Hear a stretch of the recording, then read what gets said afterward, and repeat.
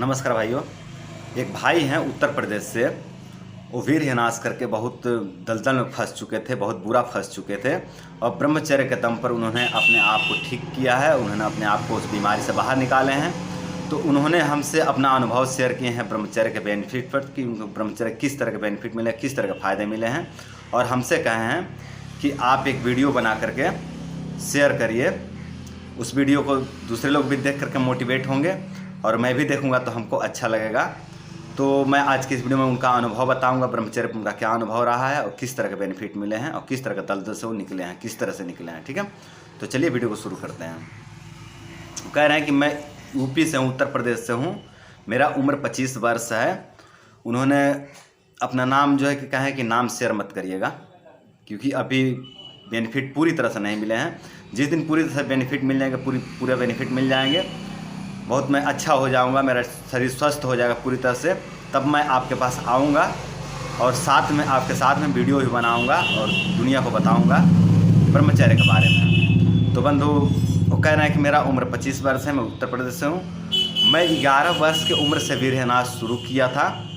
जब मैं 19-20 वर्ष का हुआ तब वीर हिनास के कारण मेरा दोनों पैर काम करना बंद कर दिया। उनका दोनों पैर काम करना बंद कर दिया था वीर हिनास के कारण। मैं अपाहिज हो गया था। पैरों में दर्द भी रहा करता था, असहनीय दर्द रहा करता था पैर में। कोई डॉक्टर कहता था कि ये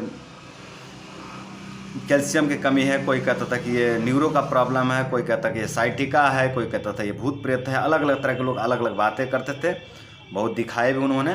फिर आगे कह रहे हैं कि लाठी के सहारे उनका पैर में बहुत दर्द रहा करता था, बहुत कमजोरी भी आ गया था और पैर से वो खड़ा नहीं हो पाते। लाठी के सहारे चलकर शौच क्रिया किया करते थे। ऐसी दुर्दशा हो गया था कि लाठी के सहारे चलकर शौच क्रिया आदि किया करते थे।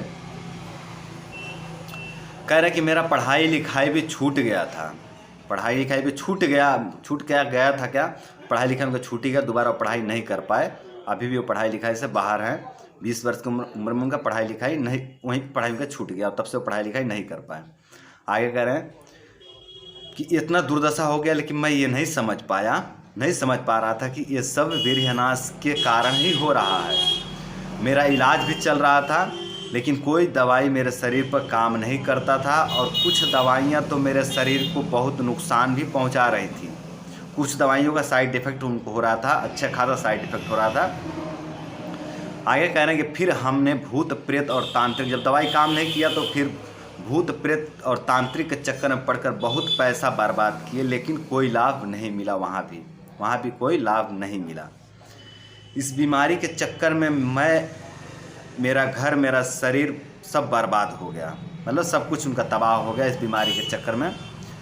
और सब डॉक्टर अलग अलग बातें करते थे, अलग अलग कहानियाँ सुनाते थे। गांव के लोग कहते थे भूत प्रेत है, डॉक्टर कहते थे बीमारी है, साइटिका है, कोई कुछ कहता था, उसी में घूम रहे थे। फिर अभी 2 महीना पहले, अब कह रहे हैं कि फिर अभी 2 महीना पहले आपका वीडियो देखकर ब्रह्मचर्य व्रत का पालन करना शुरू किया और अब मैं 50% ठीक हूँ।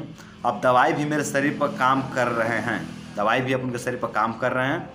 अब मैं अपने पैरों पर खड़ा हो पाता हूँ, चल पा रहा हूँ, दर्द भी 60% तक ठीक है। और आगे कह रहे हैं कि मुझे पूरा विश्वास है कि ब्रह्मचर्य के दम पर बहुत जल्द मैं पूरी तरह से ठीक हो जाऊंगा और बहुत जल्द कमाने भी निकल जाऊंगा। बहुत जल्द कहीं जीविका चलाने के लिए, कुछ कमाई धमाई करने के लिए भी निकलेंगे वो, क्योंकि उनको विश्वास होगा कि अब इसी के दम पर निकलूँगा और इसी के दम पर वो अपने आप को 50-60% ठीक भी कर पाए हैं।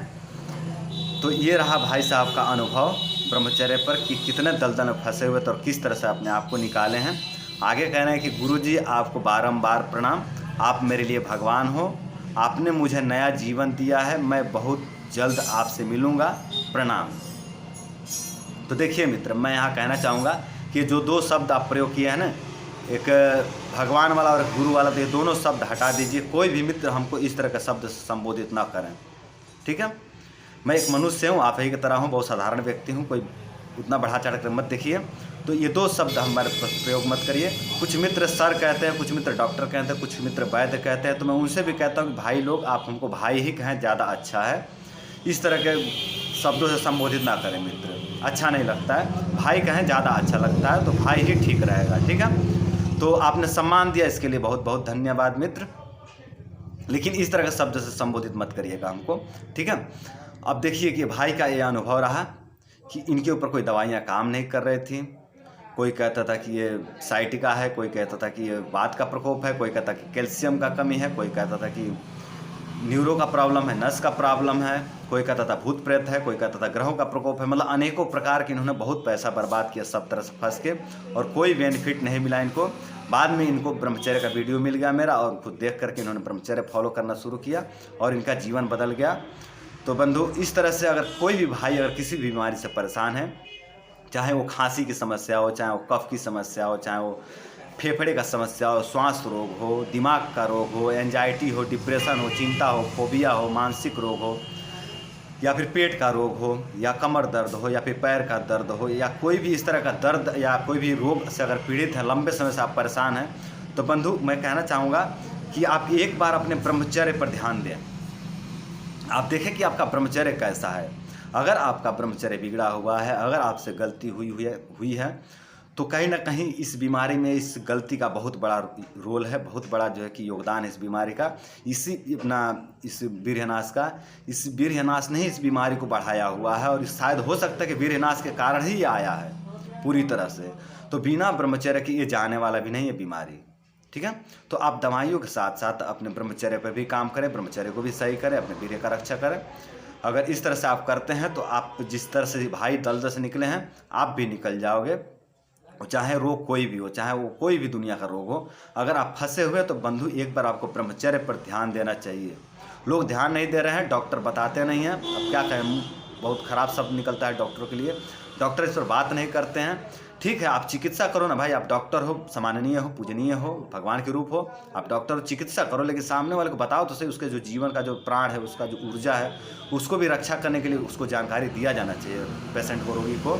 पर डॉक्टर ऐसा ना करके केवल दवाइयों के सहारे ही उनको जो है ठीक करने का प्रयास करते हैं और असफल रहते हैं। तो बंधु मैं तो यही कहूँगा कि आप कोई भी बड़े रोग से पीड़ित है, किसी भी बड़े रोग से पीड़ित हैं, तो एक बार अपने ब्रह्मचर्य पर ध्यान जरूर दीजिए। अब ये भाई साहब फंसे हुए थे, ध्यान नहीं दे रहे थे ब्रह्मचर्य पर, जब देखिए ब्रह्मचर्य पर ध्यान दिए तो 2 महीने में 60% निकले हैं।